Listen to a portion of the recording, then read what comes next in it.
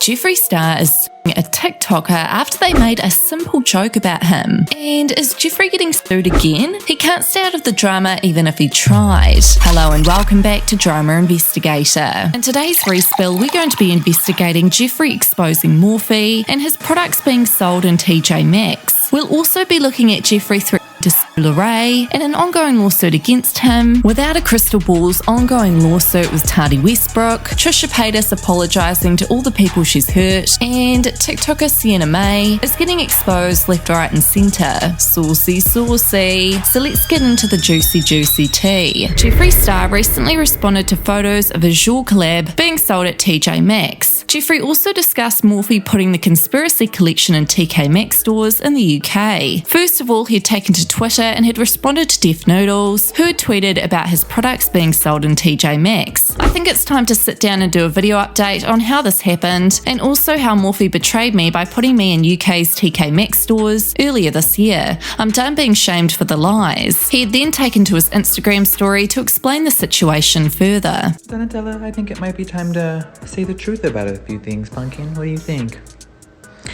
Okay guys, on a serious note, if you read that last post, Mr. Noodles, you know that is not a Jeffree Star Cosmetics product item. That is a collab I did with a brand called Jouer years ago.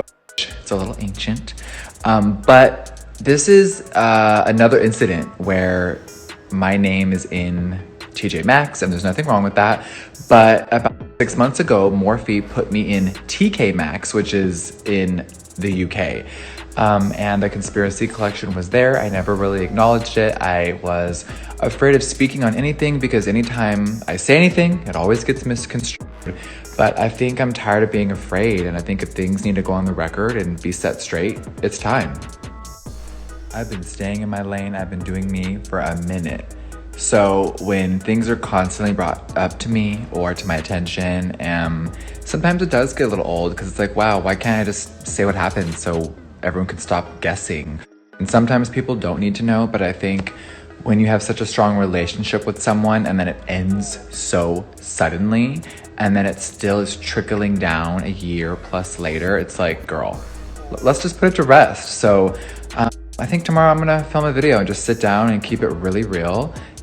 There's no time for feelings. It's business. So what are your guys' thoughts on this drama? Let me know in the comments. Famous TikToker Larray admitted on his Instagram stories that his biggest fear is Jeffree Star. And Jeffree has decided to play on this fear, seeing as Larray's best friend is James Chihuahua. Shortly after posting this to his story, Jeffree Star had messaged Larray this: "Can you send me your lawyer's contact information? Thanks." Larray then exposed this DM on Twitter and had said, "Let's do it, baby. I know the law." Now, Jeffree Star loves lawsuits, but when there's one against him, all hell breaks loose. And of course, he likes to portray himself as the victim. The latest lawsuit against him, for those of you who don't know, was one that was filed against him back in 2020 by the estate of Anna Nicole Smith, who filed a personal injury lawsuit against Jeffree Star Cosmetics due to Jeffree's alleged use of Smith's name, image and likeness to sell his own cosmetics. And what happened was, Jeffree Star had a lipstick named after her and used a photo of his tattoo of her on his shipping tissue paper. So fast forward to February 8th of this year, the attorney of the estate of Anna Nicole Smith had filed a declaration providing a notice of settlement, which is an official document that confirms that the settlement has been reached. However, I got my hands on the request for dismissal that was filed, which is basically a term for asking the court to terminate or dismiss a case. And within the request for dismissal, a dismissal without prejudice was ticked, which leaves the case open for if the estate of Anna Nicole Smith wishes to refile the lawsuit in the future. From the sounds of the lawsuit, they came to an agreement, whatever that was. Maybe Jeffree had to compensate her estate, who knows, but their agreement probably made sure that if Jeffree tries to sell his products with her likeness or name ever again, he will be sued. Saucy. But anyways, what are your thoughts on all this Jeffree Star legal drama? Let me know in the comments. Another lawsuit that everyone's been wondering about is the Tati Westbrook lawsuit against drama channel Without a Crystal Ball, aka Katie Joy. Well.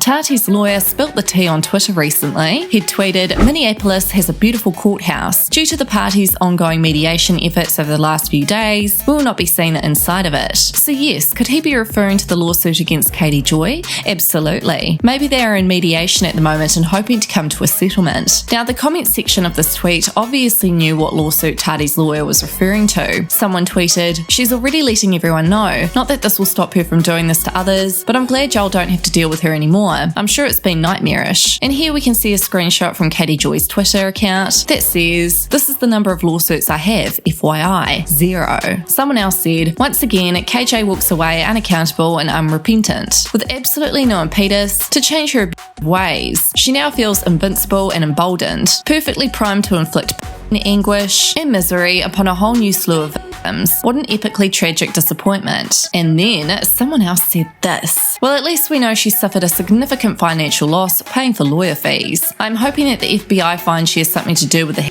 so criminal charges can be filed against her. Will we ever know the outcome of the situation? It's funny how all the is stopped, huh? Saucy, saucy. What are your thoughts on this lawsuit? Let me know in the comments." Manny Mua recently shocked his fans in a video he'd posted to YouTube where he'd exposed that he loves the Frenemies podcast. Trisha had responded to Manny on Twitter saying, "I feel like I was such a sad individual for so long and wanted to pick fights with everyone because I was so insecure about not being part of groups. It's nice to be given another chance, so to speak. I wish I could apologise to a lot of people face to face. Maybe one day I can. When I was younger, I used to have the worst temper, so if someone told me something about somebody else, I'd rage on them for no reason at all, other than to look cool for these awful people I was trying to impress. I think that's why it's hard for people to understand the difference between when I've actually been hurt versus attention seeking. After a couple of years working on myself for me, and not what other people think of me, I'm a whole new person for real, at my core and how I think. And ironically, so many people have taken note of my change, and while I wasn't doing it for anyone other than me, I'm grateful." So, what are your thoughts on Trisha at the moment? It appears she's changed and grown for the better. Love you so much. Sienna May is a famous TikToker with over 15 million followers, and she just got exposed. And now she's losing sponsorships. Yikes. So what did she do exactly? Sienna was accused by Jack Wright's friend, Jack is also a famous TikToker by the way, of allegedly telling Jack to kill himself and allegedly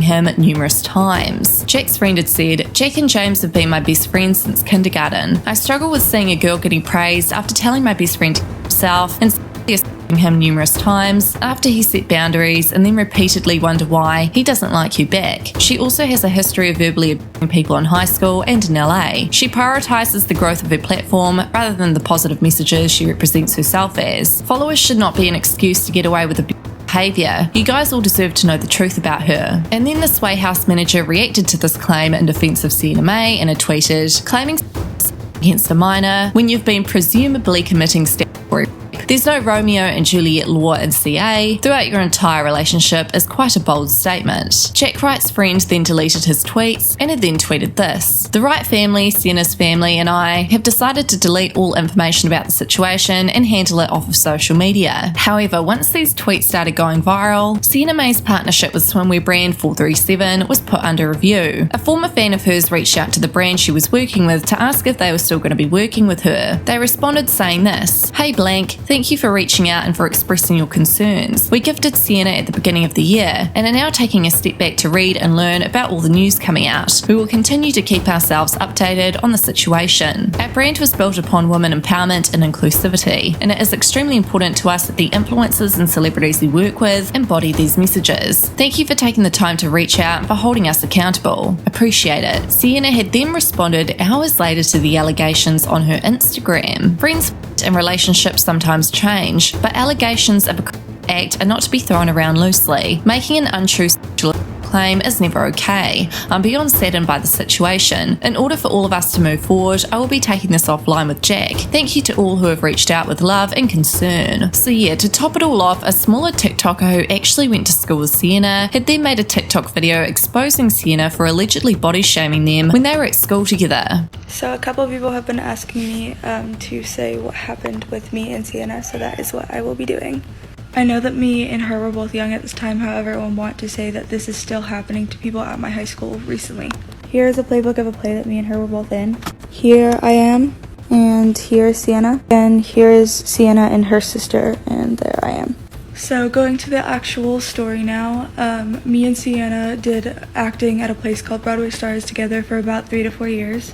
Every single time we did a play together, we always ended up being cast A, cast B, which means we ended up basically having the same costumes every time. I remember specifically her making a comment saying I would look better in my costume if I was skinnier, She made plenty other comments about my weight and about my looks in general, like all the time. It happened to other people at the studio multiple times as well. Me and her used to be pretty close at some point, especially during the plays Into the Woods and Beauty and the Beast. However, after Broadway Stars stopped, she was very rude in general. Sienna then posted a video after being told by everyone around her to stay quiet, and basically within the video she debunked everything, saying that all the allegations were false. So what are your thoughts on all this? Let me know in the comments.